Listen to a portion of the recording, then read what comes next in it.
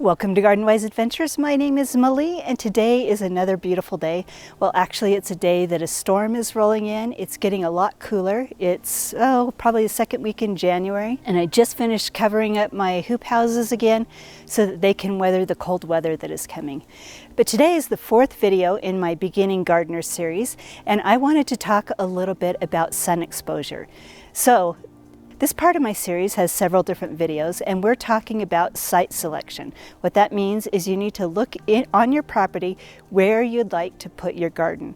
Now, the last video, the third video in this series, I talked a little bit about climate and how to tell what the climate on your property is. But today I would like to talk about exposure. And there's several different exposures I'd like to talk about. The first one is sun exposure, then there's wind exposure, and then there's actual rain exposure that you need to think about. Now, sun exposure means how much sun is your garden going to get each day. Now, most of your garden plants are going to need full sun. And let me show you an area in my garden that gets full sun. Now, this is my main garden area, and when I talk about full sun, I mean it needs to get more than 6 hours of unobstructed sun per day. And this area qualifies. This area is facing west. That's where the sun sets, that's west. And it's also open to the sun on the south, that's south. So this area gets absolute full sun. Now the next area is part sun.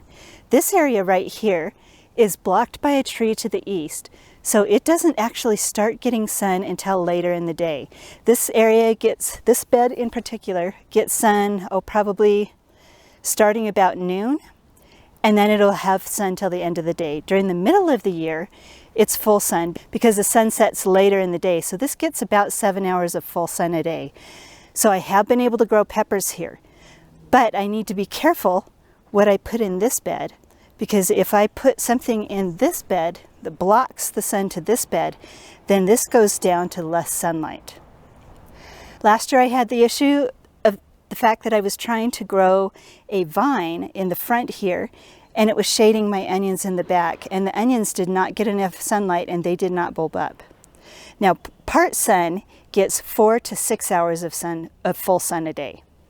So there's full sun and part sun, and then there's shade. So let's talk about our shady areas. Now this area right here, right up alongside my house, is my shade garden.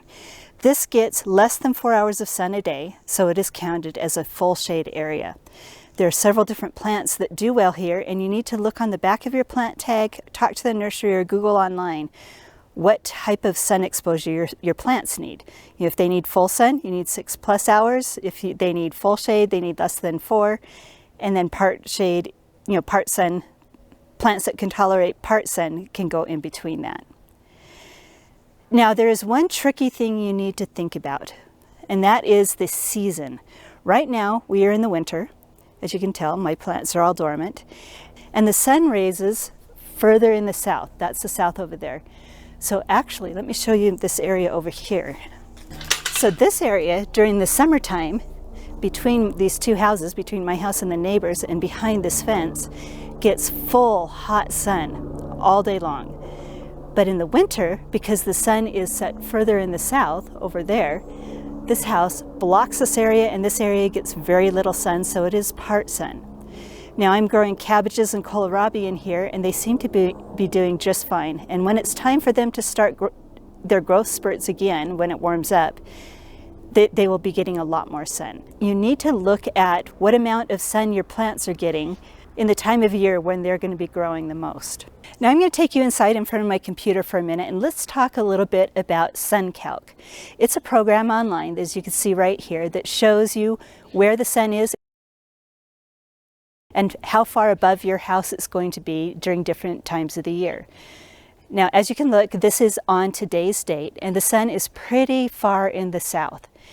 And because it's further in the south and the days are shorter, you can see that the duration of sun and how far it extends is a little bit less than it is in the summer. So let's change this to the middle of the summer. Let's change this to June 21st. That's summer solstice. So let's change it to June 21st, and now you can see how the sun is higher in the sky. So the closer it is to my house, the higher in the sky it is. and how the arc, because the days are longer, is a lot greater. So more of my landscape gets full sun. Now that works really well in the summer because in the winter, the sun doesn't really matter unless you're growing winter vegetables. So if you're in areas where you're growing plants year round, look at the sun exposure through all of growing seasons. If you're in an area like I am, where you have a shorter growing season and you can really basically mostly only grow your garden in the hottest part of the year when everything's actively growing, then look at that and see how much sun your area is going to get. Now, if you don't want to depend on Suncalc, you can actually go into your yard in the times of year that you want to grow. With a map of your property, you can either print it off Google Maps or you can tape a piece of paper to your computer screen, pull up Google Maps, and then trace the outline if you would like.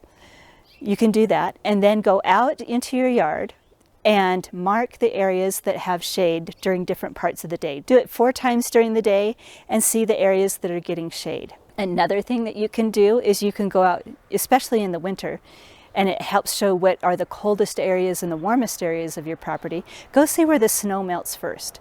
Snow melts first on the south and the west side of my property, and of course it melts last on the north and east sides of my property. So those are different ways you can tell the sun exposure you're getting. Now there's another thing that we're going to talk about. I'm going to take you up to my garden again, and we're going to talk about wind exposure. Now the area that I live does get some wind.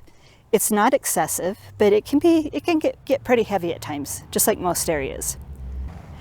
And the most damaging winds generally tend to come from the north. They come from that area over there and sweep through my property. Now, as you can see, I have a slatted fence here with grapes against it, and this has turned out to be an excellent windbreak. This breaks up the wind. I've had sunflowers here, and we've had massive windstorms where the sunflowers barely even ruffled. My little hoop houses, even in the biggest storms, don't have any issues with the plastic being torn or anything like that. And it's protected my more tender plants like this rosemary from the cold winter winds. So wind exposure, you can use trees. We've got trees on that side of my property. You can use fences, slatted fences or solid fences. Remember that solid fences can cause shade on the north side of the fence, and you can go look and see how far that shade extends out during the time of year that you're growing your plants. Now, low-growing shrubs and trees and vegetation can also shelter your plants from the cold winter winds.